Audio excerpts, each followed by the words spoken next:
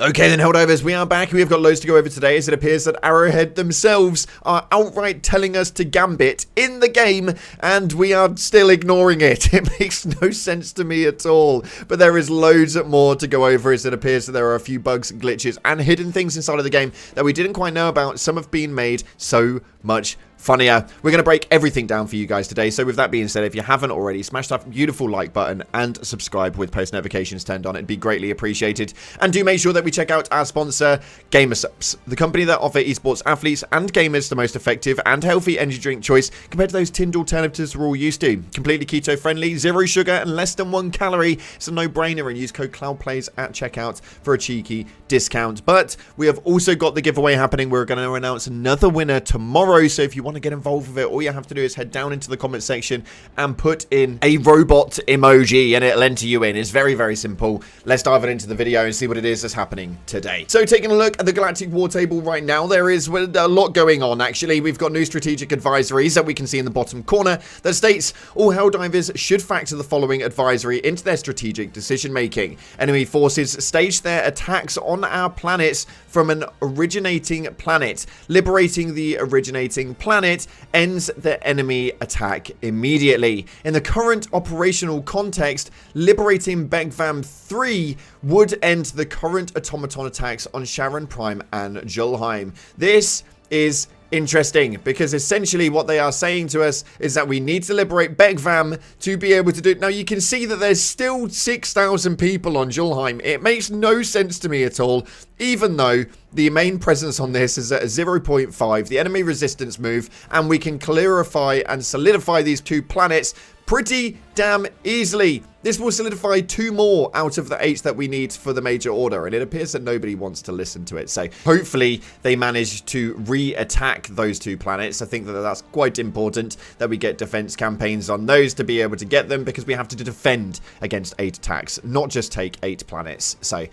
yeah, we need to time that one well, Helldivers. We need to time it well. In other news, the bugs are still being liberated over on this side. It appears to be quite an interesting movement, as Acrid 3 is the main attack protocol for killing all of the Terminids. Overall, though, I think we've got an evenly split amount of Helldivers, meaning that we're not likely to clear off this major order. And with the Meridian Singularity getting closer and closer to Ibis, it is definitely a worrying factor to see how this one is going to go. Overall, the major order is an absolute shambles, and we don't listen to simple instructions. Anywho, we're going to stop rambling and ranting about that one, because we've got some funny stuff to take a look at right here, as it appears that they did not indeed fix the snake diver bug. They've actually made it even bloody funnier. This clip right here was posted up on Reddit and received over 12,000 upvotes.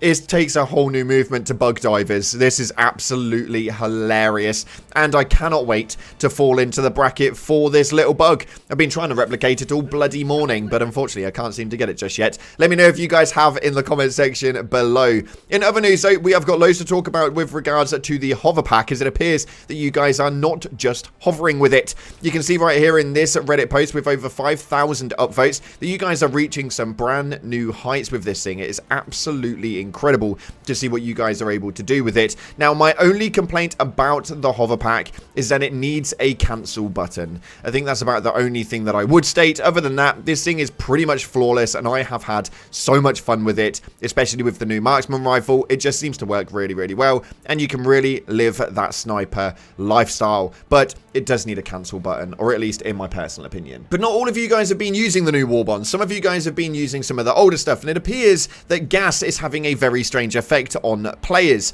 There was a post that went up on Reddit that states, it seems that Arrowhead introduced a new mechanic where gas affects the players with a confusion effect, which will invert the controllers for 1.5 seconds. Now, we can see that that had happened previously with the Illuminate in Helldivers 1. We had like an invert controller system where there was a certain attack that a illusionist would do and it would affect you. Now, Ironsights has actually solidified that this is actually using the Illuminate confusion effect, which is the same effect inflicted by the illusionist. But if you do manage to get hit by the gas yourself, it will invert your controllers for 1.5 seconds, which is hilarious. Go and give it a try, but it genuinely does work.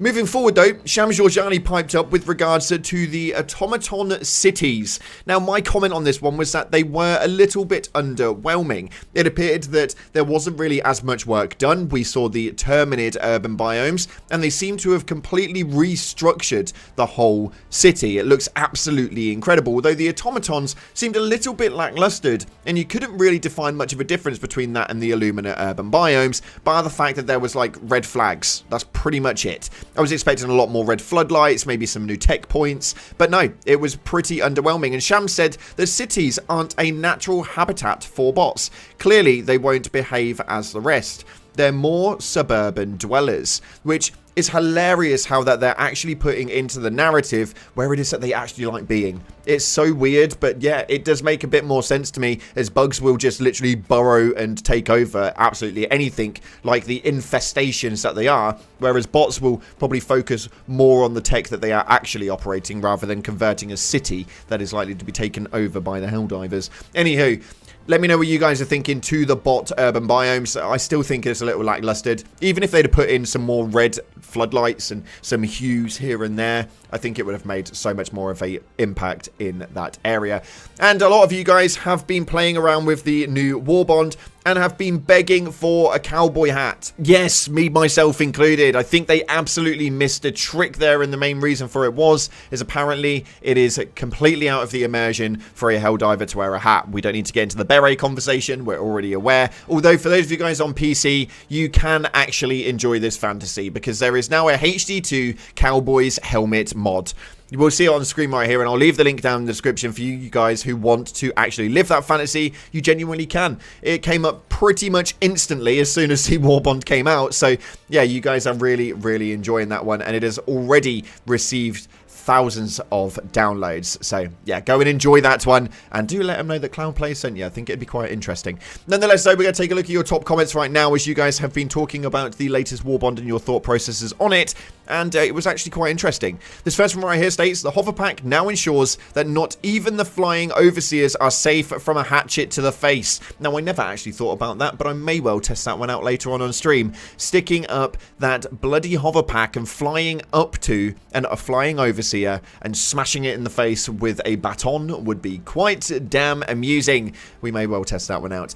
Moving forward though, there is another comment that states there are already cowboy hats popping up on Nexus mods for these new armor sets to complete the look. Love it. Yeah, yeah, there is actually. We've literally just spoke about it. How hilarious. But yeah, you can find that there. 400 likes on that one, so I can presume a lot of you guys already have it. And this final one right here states, well, the rifle appears to be a much better slugger.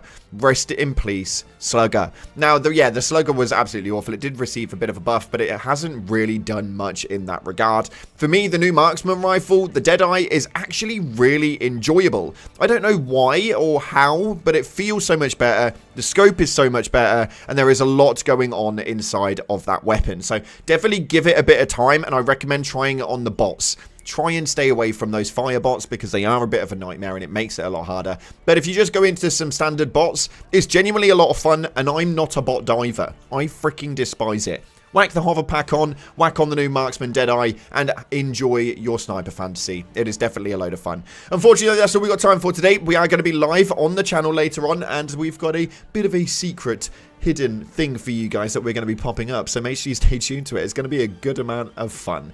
Thanks again for watching, guys. If you haven't already, like, subscribe, appreciate your faces, and as always, I'll see you in the clouds.